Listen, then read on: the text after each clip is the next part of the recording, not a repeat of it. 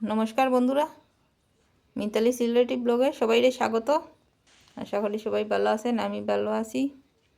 যে আমরা নারকেল গাছটা কাটা ওর যে একটু ভিডিও করে রাখলাম স্মৃতি হিসাবে। অত কষ্ট করে গাছটা উঠাইছি, কিন্তু এখন কাটতে লাগে, কারণ এখানে আমরা ঘর বানাইমু। খুব যত্ন হরিয়া, পুরো সন্তানের মতন যত্ন হরিয়া হরিয়া অতটুকু বড় করছি, আর এখন এই গাছটা কাটতে লাগে, আমার খুবই কষ্ট লাগে। এই পিছনে কাটল গাছটাও কাটা পড়বো। যে নারকেল গাছটা কাটি লিছে, কি সুন্দর, তারা অল্প সময়ের মধ্যে সব কিছু কাটি লিছে, 1 ঘন্টা সময় লাগছে না।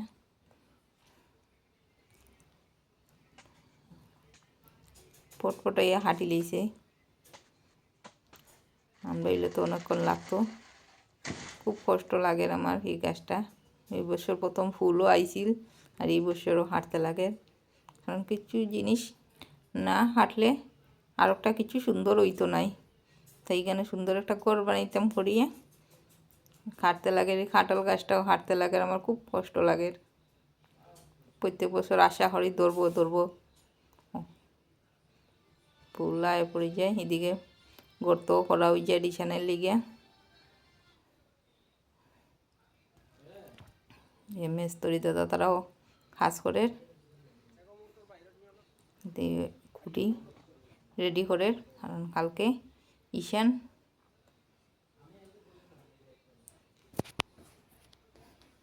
সব গাছ কাটা হয়ে যায়। এখানে আমার ব্লগটা শেষ করলাম।